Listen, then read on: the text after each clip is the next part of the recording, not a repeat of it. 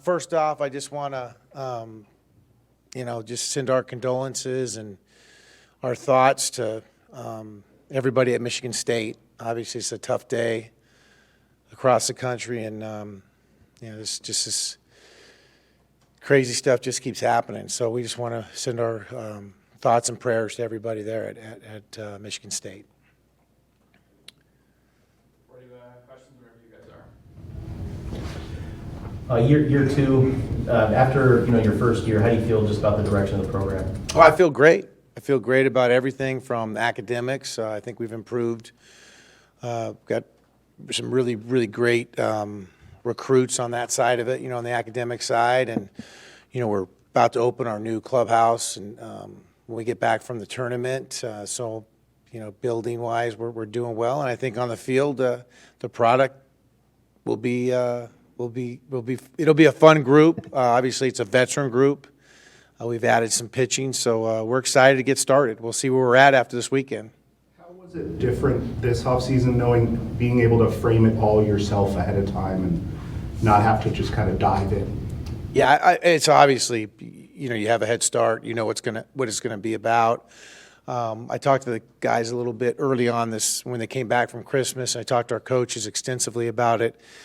We started so hot last year. We went to the tournament in Dallas or in Arlington and played so well. And I felt like we started the year so hot, and then, we kind of hit a little bit of a bump in the middle of the Pac-12 series. So, we're okay, obviously, winning. We're never gonna say we don't want to win, but let's maybe hit our stride a little later in the year and make sure our pitching's a little healthier going into the playoffs. So. You like you said, you can frame it the way you want to do from the fall into the new year 23. So we've tried to do our best to get the guys ready. We've played a bunch more inter squads, more innings. We've stretched our pitchers out a little bit longer, more guys especially that will have to. Do you think injuries were a big part of that lull in the middle, or? That's a great question. I think if you look back, there were some key injuries, but also just probably lack of depth. This year or last year we had guys that we added to the team in the fall just so we had enough guys to play games. So we have a lot more depth this year. Even though you have a lot of freshmen, do you feel like you know the personnel better at this time than you did maybe a year ago? Yes. Obviously I've had one whole year with this group. The starters, for the most part, are going to be returners. So, you have more time with them. And then the freshmen we recruited, whether they were committed to the last staff, we got to know them over the whole last year. And, so you feel like you know the team a lot better for sure. I've heard you say that one of the differences between college and MLB is how important every single game is for your postseason prospects and so forth. Knowing that now, how does it shape your decision-making, your planning, how you go about just the day-to-day or over the course of the week? Right. I think it doesn't change anything from last year because I realized it really quickly, and I have veteran coaches and Dave and Tripp that made it very clear that we just can't punt any games. I've said that before. You just can't. Okay, it's fifth inning, we're down 4 or 5.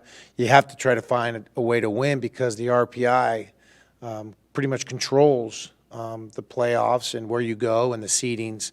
So you want to win every game you can win here. Mentioning depth, do you have multiple positions that you expect to rotate players at? I think we'll get some younger guys in there early in the year. But again, we're playing to win every game. And who's earned those jobs through the fall program and then the preseason inter-squads, they're going to get the bulk of the playing time. So I think the tough thing for me as a head coach and our coaches is to massage it. We have a lot of high-achieving young players that are going to have to maybe sit a little bit this year more than they probably are going to be comfortable doing, and that's my job as a communicator to let them understand that. We have a guy that'll speak here after me that's a perfect example for them in Chase Davis, who came into the university as one of the highest-rated freshmen you could be, and he had to sit. That there was just guys older and more proven than him that year, but he handled it the right way. And here we go his junior year where he's, obviously a pretty high draft prospect. What's the next step to his game?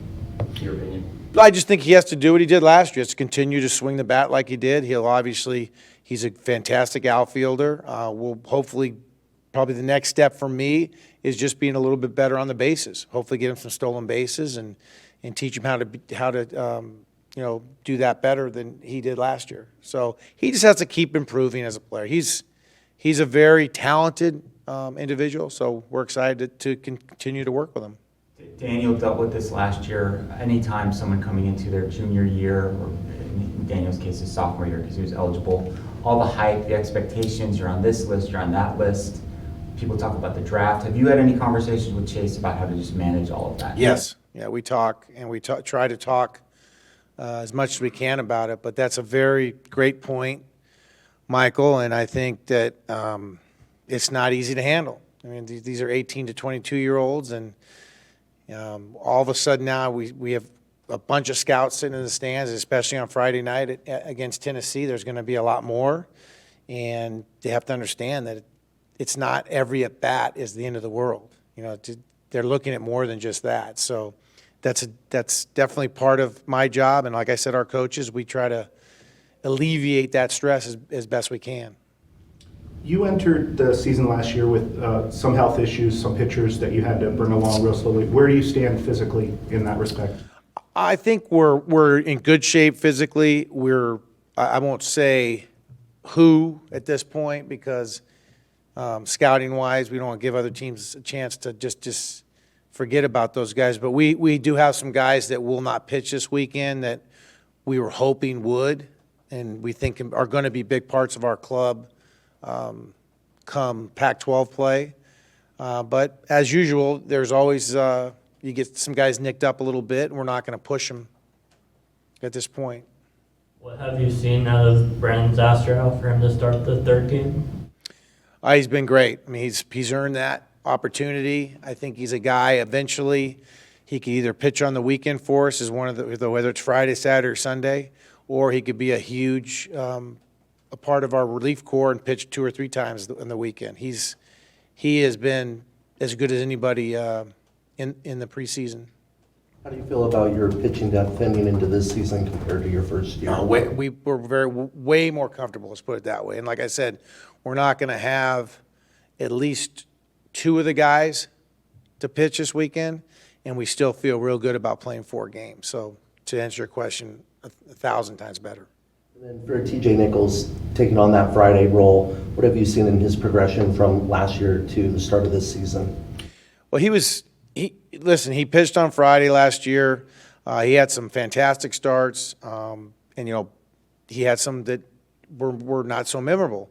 And we just have to get his consistency. The Friday night guy, and if it is him, we start the season in the Pac-12 against California. If it is TJ, one thing that we need to see out of him is the ability to go deeper in games. We can't be using our whole bullpen the first night. So he knows it. He's been prepped on it. He's got good enough stuff to go deep. So we'll see how it works out. Do you think what we saw from Tonko last year was representative of what he's capable of? Given that he was kind of coming off that elbow and he's also inexperienced at the same time. The question's a little confusing because are you saying like what we saw good or because it wasn't very good? The numbers weren't good. Right, and he knows that. And the great thing for him was the experience. And because we talk about the question about depth, we didn't have a whole lot of depth. So Tonko kept running him out there. This year, whoever it is, we're not going to have that situation. We're going to have guys that are going to be fighting for those spots to start. So he got the experience. He's taken that experience, and in the preseason and in the fall, has been a different guy. So we're excited about Saturday and seeing him pitch against Fresno State. So the good things we saw from Tonko, that's what we've seen so far. We've seen a bump up in his velocity. We've seen tremendous control. And so we'll hope for that continues. Like we've said, we'll know a lot more on Tuesday when we get back about this team than we do right now. Because of the fact that all the games are that important, starting off with someone like Tennessee, what was your reaction when you first saw that you would get that as the first game? No, we were excited. We were excited. We knew they were in the tournament. We were told early on we were going to play them Saturday night, somebody else Friday, and then all of a sudden they said it's Friday. And listen, it's an easy way to get the guys motivated. Let's put it that way. They've been excited when the minute they saw we were playing Tennessee, they were pumped. So it should be a fun game. You do have a veteran lineup in a lot of ways. You also have 3 newcomers. Can you just tell us a little bit about Kiko, Emilio, and Mason White? Yeah, I think Kiko, obviously, being a CDO grad and a local kid and going up to Central and doing what he did and being the MVP of the Junior College World Series last year, we were just excited he came. He didn't get drafted. He didn't sign. Those are tough times, and you're kind of navigating that as a coach and trying to make sure what's best for him. If he would have signed, great, but we got him. He's experienced. He's a really good first baseman defensively. We're very comfortable with him over there. If we have to move him to the outfield because we're trying to get other guys in there, he can play right field, no problem. He's going to hit right in the middle of the lineup. I mean, I would assume, which is not really a smart thing to do, but just thinking about the lineup Friday night, he could be in the 4-hole. So obviously that's pretty high praise for a newcomer. What about Emilio? Yeah, Emilio's been fantastic out in right field. He's got that ability. He can run better than people, I think, thought when we recruited him. He gets around those bases pretty good, and he can hit for power to all fields. So, we'll see. Do we run a platoon to start the year with maybe using Casagrande a little bit and Emilio? We have got a bunch of choices this year that we didn't really have last year. And then with Mason White, obviously another local, South Point grad, he's been great. He's the fall program. He hit a bunch of home runs. He's solid contact, playing short, playing second. I think he'll most likely find his way in that starting lineup the first day. We'll see what position, if it's DH. But he's somebody that we're very excited about, along with the rest of the young guys. But he has probably amongst them all put himself in a spot to be maybe a starter this year. The MLB interview you did yesterday, it opened with some footage of, it looked like a lot of infield and fielding practice and all that. And I know the defense was up and down last year. Maybe part of that was having some guys out of position. How has that been? I'm sure you as an infield guy, that was a big deal. Yeah, I thought by the end of last year we were really solid. I was really comfortable with our defense. I thought early we were not. And we made some changes, like you said. And I think this year you got Tony healthy, who was not healthy last year, Bullard. You have Nick, who is as good as any big league shortstop that I've been around. What I mean by that is he's dependable. He's going to make all the plays. Guerin is Guerin. He got much better as the year went on. He was at third to start, then he moved to second. He's very comfortable. And then, like I said, Kiko's a big upgrade for us. I mean, Tommy Splain came in and did a fantastic job for us. Kiko's got a lot more range. So we're excited about that. If we do put Mason in there, we've moved Guerin over to first. He's played some first base for us. He can do that. And Mason's a tremendous middle infielder. So I need to find ways to get these young guys in there. It's just like we talked about. Every game is a must-win game, and we have some older players that deserve to play. Going from having someone like Daniel behind the plate with all of his experience and leadership and guiding pitchers and all that, now going with, I'm assuming, a combination of Cameron and Tommy behind the plate, what are you hoping from them? Can they do that same kind of leadership role with guiding the pitchers and all that? Yeah, I think the leadership part, I think Tommy's shown a lot of leadership. Cam, same thing. I think, obviously, you're not going to be Dan Susak. We can't try to say, hey, we want you to be like him doing this, and you just have to be who you are. So the combination of the two, there's a good chance if we face a left-handed pitcher that they'll both be in the lineup. One might be the DH. So we're really happy with the way they've developed over the fall and the early spring. They've done a good job. Obviously, calling games isn't a part of it because the coaches call the games in college, so we don't have to worry about that part of it. But they've been great blocking. They've been great throwing. And we're happy as we can be with them. And then we have Colton Moore, probably is our third guy who can play anywhere on the field, a JC kid who we're comfortable putting back there too. So we really have 3 at this point with our freshmen sort of learning. Well, and that was something that I think you were reluctant last year to have that second catcher be used as a DH, because if you had to take the catcher out, you didn't have somebody available. Right. Yeah. 100%. Well, that and, we'll just call that a coach's mistake for not getting Cam in there more last year. That was, I acknowledged that when the season was over, that he probably deserved more at bats than he got last year. So we're excited to see him. He's definitely got a really good bat. What is the story behind the new uniforms, the white ones? Well, when I got here, we wanted to get a white uniform, and we wanted to model them after the ones we wore in '86, and Coach Kendall got those. I think it was '85 we started wearing them.